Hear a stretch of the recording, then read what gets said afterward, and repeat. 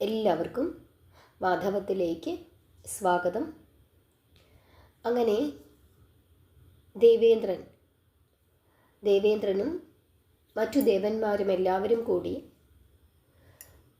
മുരുകദേവനെ തങ്ങളുടെ സേനയുടെ അധിപതിയായി, ദേവസേനാധിപതിയായി നിയമിച്ച ഭാഗമാണ് നമ്മൾ കഴിഞ്ഞ ദിവസം പറഞ്ഞത്. അതുകൂടാതെ ഓം ശരവണ ഭവായ നമ എന്ന മന്ത്രത്തിൻ്റെ പ്രാധാന്യവും അതിൻ്റെ അർത്ഥവും നമ്മൾ പറഞ്ഞു. കേൾക്കാത്ത ആരെങ്കിലും ഉണ്ടെങ്കിൽ ആ ഭാഗം കൂടി ഒന്ന് കേൾക്കണം. കാരണം ഷഷ്ടിവ്രതം എടുക്കുന്ന എല്ലാവരും തന്നെ കഴിഞ്ഞ ആ ഭാഗം നിർബന്ധമായും കേട്ടിരിക്കണം.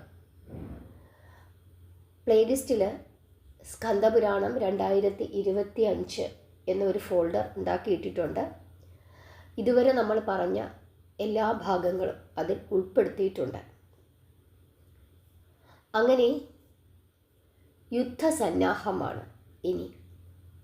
ഭഗവാൻ മുരുകദേവൻ ദേവന്മാരെ രക്ഷിക്കുന്നതിനായി അസുരന്മാരെ വധിക്കാനുള്ള പടപ്പുറപ്പാടാണ് ഇനി മുതൽ നമുക്ക് കാണാൻ സാധിക്കുന്നത്. ശ്രദ്ധിച്ചു കേട്ടുകൊള്ളുക. സ്കന്ദപുരാണത്തിലെ വളരെ പ്രധാനപ്പെട്ട സൂക്ഷ്മമായ ഭാഗങ്ങളാണ്. പലർക്കും ഈ കഥകളൊന്നും തന്നെ അറിയണം എന്നില്ല. ശ്രദ്ധിച്ചു കേൾക്കണം. വൈകുണ്ഠനാഥനാണ് ആര്? മഹാവിഷ്ണു.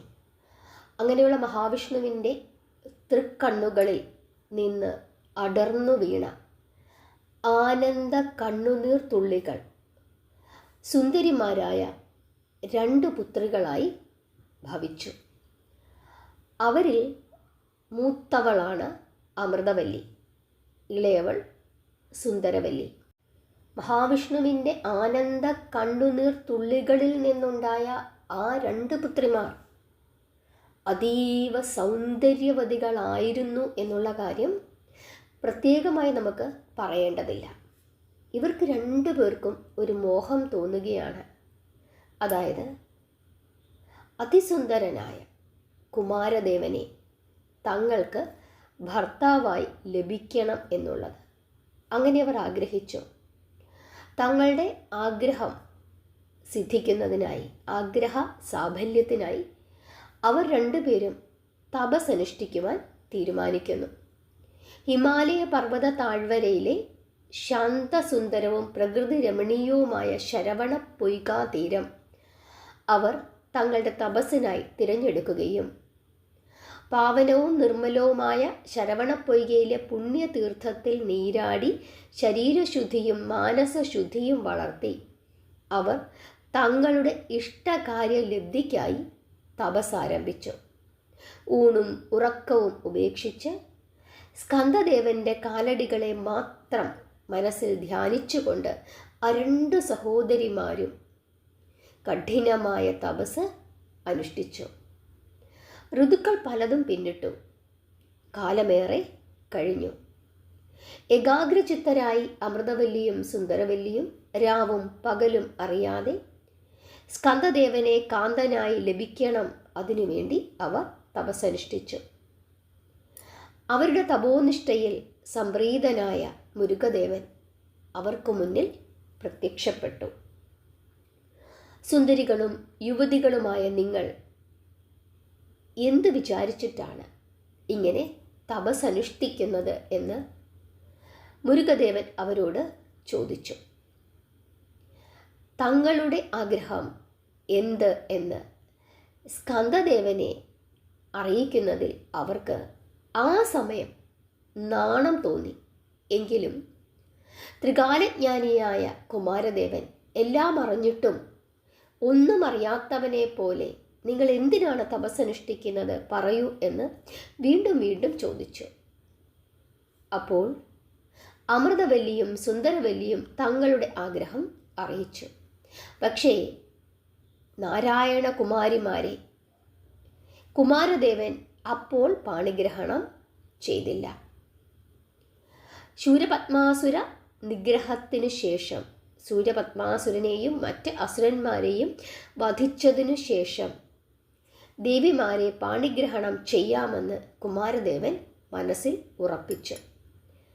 അമൃതവല്ലിയെ ദേവേന്ദ്രൻ്റെ പുത്രിയായി വളരുമാറാകട്ടെ എന്നും സുന്ദരവല്ലിയെ ഭൂലോകത്തിൽ ശിവമുനിയുടെ പുത്രിയായി മാറട്ടെ എന്നും അങ്ങനെ ജനിച്ച് ശിവമുനിയുടെ പുത്രിയായി ജനിച്ച് വേടന്മാരാൽ വളർത്തപ്പെടുമാറാകട്ടെ എന്നും മുരുകൻ അനുഗ്രഹിക്കുകയാണ്.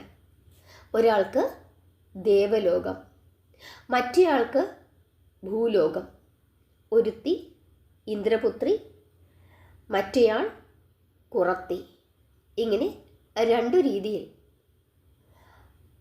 മഹേശ്വരപുത്രൻ ഈ രണ്ടു കുമാരിമാരെയും അനുഗ്രഹിച്ചു. അപ്രകാരം അവർ വളരുമ്പോൾ യഥാകാലം വേദശാസ്ത്ര വിധിപ്രകാരം താൻ അവരെ വിവാഹം കഴിക്കുന്നതാണ് എന്ന് അദ്ദേഹം അറിയിക്കുകയും ചെയ്തു. സ്കന്ദദേവ ഭഗവാന്റെ അനുഗ്രഹം സിദ്ധിച്ച മഹാവിഷ്ണുപുത്രിമാർ ദേവന്റെ തൃപ്പാദങ്ങൾ വന്ദിച്ച് സന്തുഷ്ടരായി യാത്ര തിരിച്ചു. അങ്ങനെ അമൃതവല്ലി മഹാമേരു പർവ്വതത്തിൽ തപസ്സനുഷ്ഠിച്ചു വന്ന ദേവേന്ദ്രൻ്റെ അടുക്കൽ എത്തിച്ചേർന്നു. അങ്ങനെ ലക്ഷ്മീ കടാക്ഷമുള്ള ആ ബാലികയെ കണ്ട ദേവേന്ദ്രൻ ബാലികയുടെ പൂർവകാലം അന്വേഷിച്ചു. താൻ ആരാണെന്നും തൻ്റെ ആഗ്രഹം എന്താണെന്നും അവൾ അദ്ദേഹത്തെ അറിയിച്ചു. മഹാമേരു പർവ്വതത്തിൽ അസുരന്മാരെ ഭയന്നു കഴിഞ്ഞിരുന്ന ദേവേന്ദ്രന് സുന്ദര സ്വരൂപിണിയായ ആ പിഞ്ചു ബാലിക ആശ്വാസം അരുളി. കൊഞ്ചുന്ന അവളുടെ കിളിമൊഴിയിൽ ദുഃഖം മറന്ന ദേവേന്ദ്രൻ അവളെ ആശ്ലേഷിച്ച് ആനന്ദിച്ചു. തൻ്റെ വാഹനമായ ഐരാവതത്തെ വിളിച്ച് തൻ്റെ അരുമപുത്രിയായ ബാലികയെ യാതൊരല്ലലും കൂടാതെ വളർത്തുവാൻ പ്രത്യേകമായി ഏൽപ്പിക്കുകയും ചെയ്തു. ദേവേന്ദ്രൻ്റെ കൽപ്പന അനുസരിച്ച് ഐരാവതം ബാലികയെ തൻ്റെ കണ്ഠത്തിലിരുത്തി സത്യലോക തലസ്ഥാനമായ മനോവതി എന്ന നഗരത്തെ പ്രാപിച്ചു. സേനയും രാജ്യവും നഷ്ടപ്പെട്ട് ദുഃഖിതനായി ജീവിച്ചിരുന്ന ഇന്ദ്രന് ആ ബാലികയെ ലഭിച്ചപ്പോൾ ഒരു സേനയെ ലഭിച്ചതുപോലെയുള്ള ആശ്വാസം തോന്നി എന്നാണ് ദേവേന്ദ്രൻ്റെ വാക്കുകൾ. അതുകൊണ്ട് അദ്ദേഹം ആ ബാലികയ്ക്ക് ദേവസേന എന്ന് പേരിടുകയും ആ കുഞ്ഞിനെ ഇന്ദ്രൻ അങ്ങനെ വിളിക്കുകയും സ്വന്തം പുത്രിയെപ്പോലെ ലാളിച്ച് വളർത്തുകയും ചെയ്തു. ദേവേന്ദ്രൻ്റെ ആ അജ്ഞാതവാസക്കാലത്ത് ദേവസേന വലിയ ആശ്വാസമാണ് നൽകിയത്.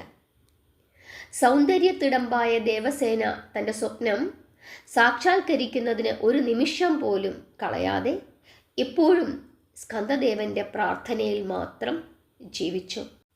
അങ്ങനെ വിഷ്ണുപുത്രിയായ അമൃതവല്ലി ദേവരാജൻ്റെ പുത്രിയായ ദേവസേനയായി ദേവരാജനെ സന്തോഷിപ്പിച്ചുകൊണ്ടും മുരുകദേവനെ ഭർത്താവായി ലഭിക്കണം എന്ന് പ്രാർത്ഥിച്ചുകൊണ്ടും അവിടെ താമസിച്ചു. മഹാവിഷ്ണുവിൻ്റെ ഇളയ പുത്രിയായ സുന്ദരവല്ലി ഭൂലോകത്തിൽ തൊണ്ടയനാട്ടിലുള്ള വള്ളിമലയിൽ ചെല്ലുകയും സ്കന്ദദേവനെ ഓർത്ത് തപസ്സനുഷ്ഠിക്കുകയും ചെയ്തു. കാമമോഹമേതുമില്ലാത്ത സ്കന്ദദേവനെ പ്രാപിക്കുന്നതിന് ഇരു കന്യകമാരും 2 വ്യത്യസ്ത സ്ഥലങ്ങളിലിരുന്നു കൊണ്ട് തപസ്സനുഷ്ഠിച്ചു. അമൃതവല്ലിക്കും സുന്ദരവല്ലിക്കും ദർശനമരുളി അനുഗ്രഹിച്ച സ്കന്ദദേവൻ 1,09,000 വീരന്മാരും മറ്റു ഭൂതഗണങ്ങളും അകമ്പടി സേവിക്കുമാറ് കൈലാസത്തിലേക്ക് യാത്രയായി. മാതാപിതാക്കന്മാരായ പാർവതീദേവിയെയും പരമേശ്വരനെയും സ്കന്ദൻ ദർശിച്ചു. ശിവനെയും പാർവതിയെയും വന്ദിച്ച ആ ബാലകുമാരൻ അവരുടെ മധ്യത്തിൽ ശാന്തഗംഭീരനായി ഉപവിഷ്ടനായി. അപ്രകാരം ശിവശക്തി സ്കന്ദദേവന്മാർ ഒരുമിച്ച് വാഴുന്ന ആ കാലത്ത് ശൂരപത്മാദി അസുരന്മാരാൽ പീഡിപ്പിക്കപ്പെട്ട് ദുഃഖിതരായ മഹാവിഷ്ണുവും മറ്റുള്ള ദേവന്മാരും സർവേശ്വരനെ ദർശിച്ച് സങ്കടം ഉണർത്തിക്കുന്നതിനായി വീണ്ടും കൈലാസത്തിൽ എത്തിച്ചേർന്നു.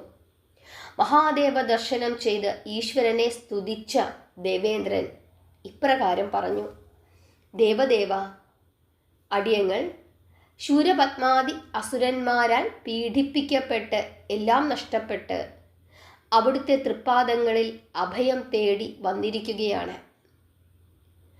അടിയന്റെ പുത്രനായ ജയന്തനും രംഭ, തിലോത്തമ മുതലായ ദേവസ്ത്രീകളും ദേവന്മാരും ശൂരപത്മാസുരന്റെ കാരാഗൃഹത്തിൽ കിടന്ന് അടിമകളായി ദുരിതം അനുഭവിക്കുന്നു.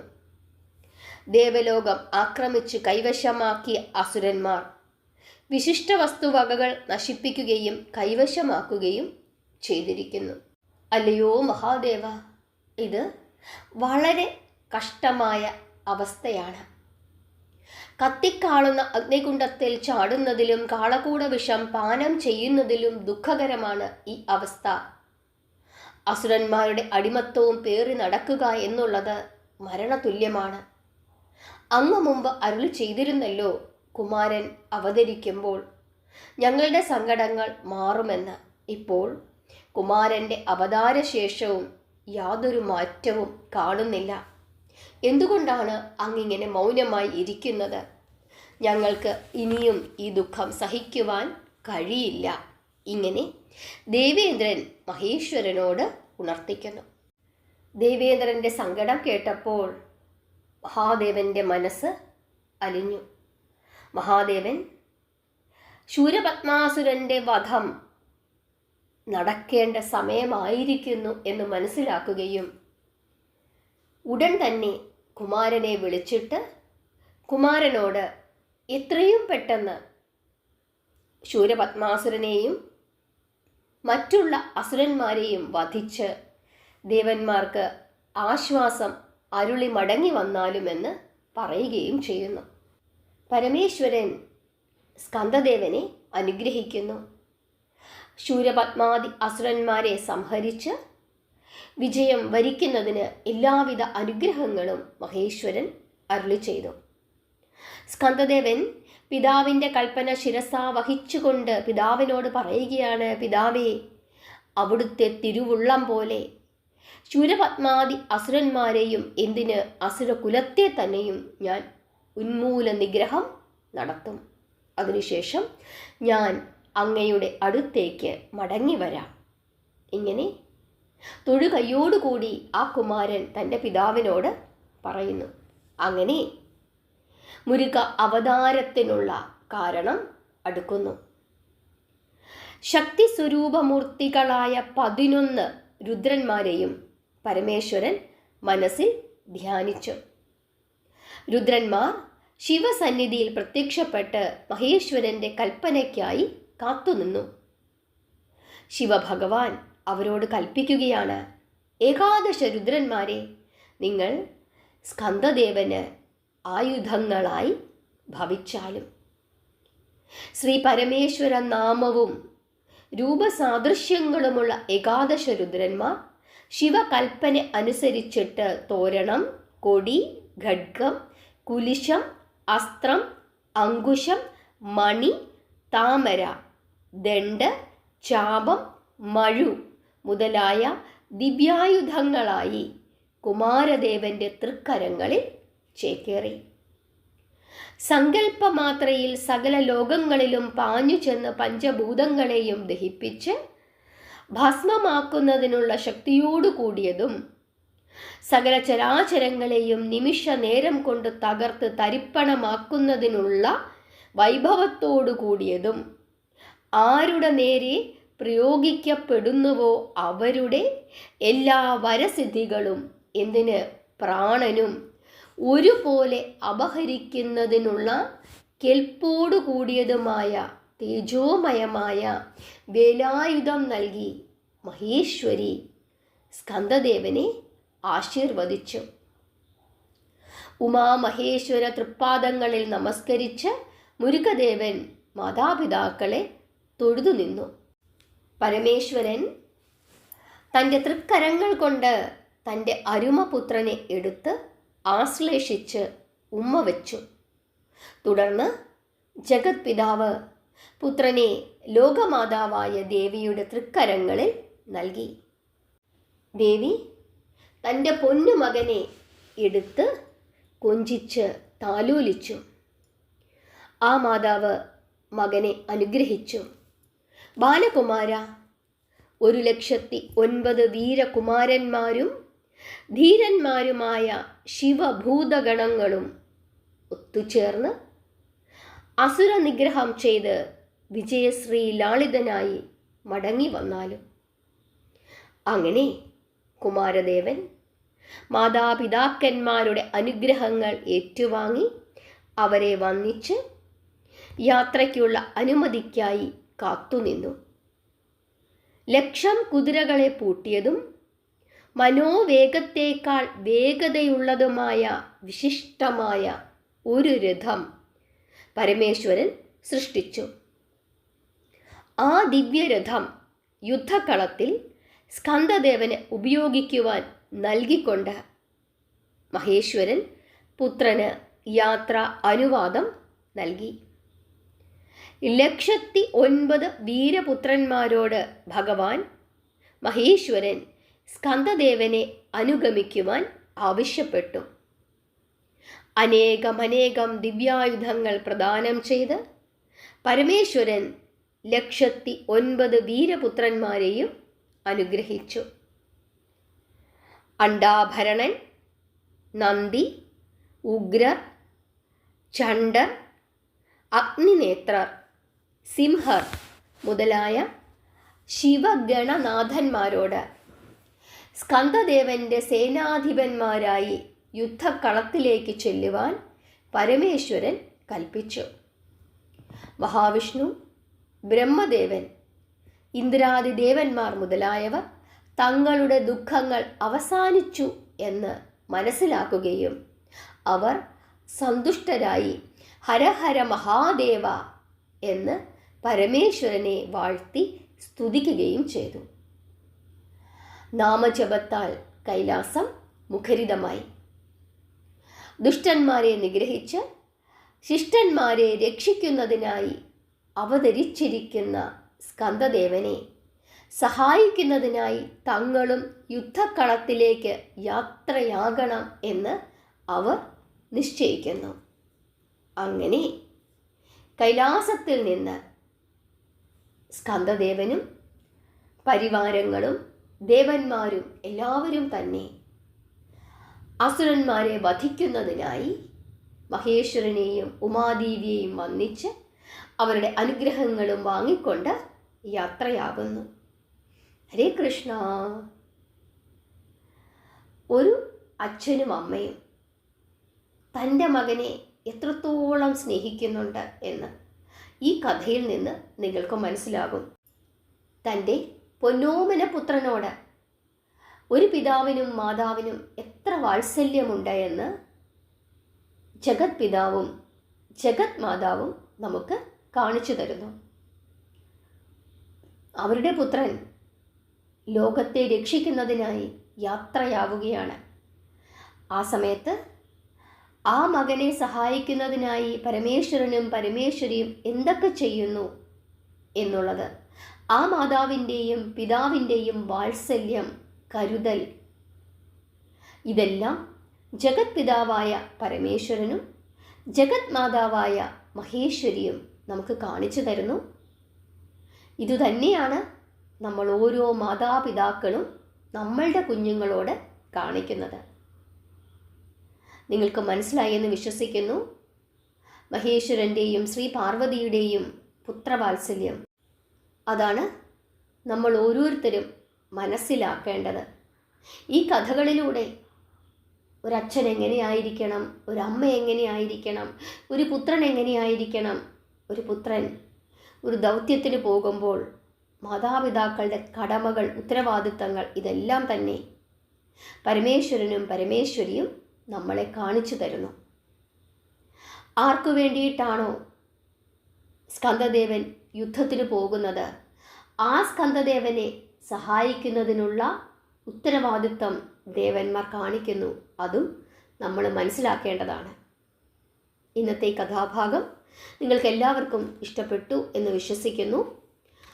1, 2, 3 തവണ ഈ കഥ എടുത്തു വെച്ച് നിങ്ങൾ കേൾക്കണം.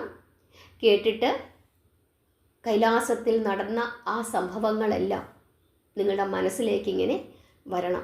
ഒരു നാടകം കാണുന്നത് പോലെ, അല്ലെങ്കിൽ ഒരു കഥ കാണുന്നത് പോലെ, ഒരു സിനിമ കാണുന്നത് പോലെയൊക്കെ ആ ഓരോ കാര്യങ്ങളും നിങ്ങളുടെ മനസ്സിലേക്ക് വരണം. കൈലാസം നിങ്ങളുടെ മനസ്സിലേക്ക് വരണം. അച്ഛൻ്റെയും അമ്മയുടെയും നടുക്കിരിക്കുന്ന കുമാരനെ നിങ്ങൾ കാണണം. ദേവന്മാർ തങ്ങളുടെ സങ്കടം ഉണർത്തിക്കുന്നതിനായി വരുന്ന ഭാഗങ്ങളൊക്കെ കാണണം. അതുപോലെ 2 കന്യകമാർ, അവരുടെ അവസ്ഥകൾ, അവരുടെ തപസ്, അവരുടെ പ്രാർത്ഥന, അവരുടെ മുമ്പിൽ സ്കന്ദദേവൻ പ്രത്യക്ഷപ്പെടുന്നത്, ഇതെല്ലാം തന്നെ നിങ്ങളുടെ മനസ്സിലേക്ക് ഇങ്ങനെ വരണം. ഒരു ചിത്രകഥ പോലെ തെളിഞ്ഞു തെളിഞ്ഞു വരണം. അതിന് വേണ്ടിയിട്ട് 2, 3 തവണ നിങ്ങൾ കേട്ടിട്ട് ഞാൻ പറഞ്ഞ ഓരോ സംഭാഷണങ്ങളും നിങ്ങളുടെ മനസ്സിലേക്ക് കൊണ്ടുവന്നിട്ട് പാർവതീദേവി മകനെ എടുത്ത് തൻ്റെ മടിയിൽ വെക്കുന്നതായിട്ടും പരമേശ്വരൻ മകനെ കെട്ടിപ്പിടിച്ചുമ്മ കൊടുക്കുന്നതായിട്ടും ദേവി കുഞ്ഞിന് വേൽ എന്ന ആയുധം നൽകി അനുഗ്രഹിക്കുന്നതായിട്ടും ഏകാദശരുദ്രന്മാർ പ്രത്യക്ഷപ്പെടുന്നതും ഒക്കെ തന്നെ നിങ്ങളുടെ മനസ്സിലേക്ക് ഇങ്ങനെ വന്ന് പ്രാർത്ഥിച്ചു കഴിഞ്ഞാൽ തീർച്ചയായിട്ടും അങ്ങനെ പ്രാർത്ഥിക്കുന്ന ഒരുവൻ്റെ ഹൃദയത്തിൽ സ്കന്ദദേവൻ കുടികൊള്ളും. പ്രാർത്ഥിക്കുക, നാമം ജപിക്കുക. മുൻജന്മദോഷങ്ങൾ മുഴുവൻ മാറി സ്വസ്ഥവും സമാധാനവുമായ ഒരു ജീവിതം നമുക്കെല്ലാവർക്കും ഉണ്ടാകുന്നതിനും നമ്മുടെ അടുത്ത തലമുറ നല്ല രീതിയിൽ ഐശ്വര്യത്തോടു കൂടി നല്ല കുഞ്ഞുങ്ങളായി ജീവിക്കുന്നതിനും മുരുകദേവൻ്റെ അനുഗ്രഹം കൂടിയേ മതിയാകും. അതിനുവേണ്ടി പ്രാർത്ഥിക്കുക, നാമം ജപിക്കുക. ഷഷ്ഠിവ്രതം എടുക്കാൻ സാധിക്കുന്ന എല്ലാവരും തന്നെ ഷഷ്ഠിവ്രതം എടുത്ത് പ്രാർത്ഥിക്കുക. ഇനി അതിന് സാധിക്കുന്നില്ലെങ്കിൽ പ്രാർത്ഥിക്കുകയെങ്കിലും ചെയ്യുക. ഏറ്റവും പ്രധാനപ്പെട്ട നാമങ്ങൾ ഏതൊക്കെയാണ് എന്ന് ഓരോ വീഡിയോകളായി നമ്മൾ പറയുന്നുണ്ട്. കഴിഞ്ഞ വീഡിയോയിൽ നമ്മൾ പറഞ്ഞു, അതിന് മുമ്പ് ഒരു വീഡിയോ ഇട്ടിരുന്നു. ആ വീഡിയോയിലും വളരെ പ്രധാനപ്പെട്ട ചില നാമങ്ങളൊക്കെ പറഞ്ഞു തന്നിട്ടുണ്ട്. കേൾക്കുക, മനസ്സിലാക്കുക, പ്രാർത്ഥിക്കുക. നിങ്ങൾക്ക് ഇഷ്ടപ്പെട്ടെങ്കിൽ വീഡിയോ ലൈക്ക് ചെയ്യുക. ഹരേ കൃഷ്ണ.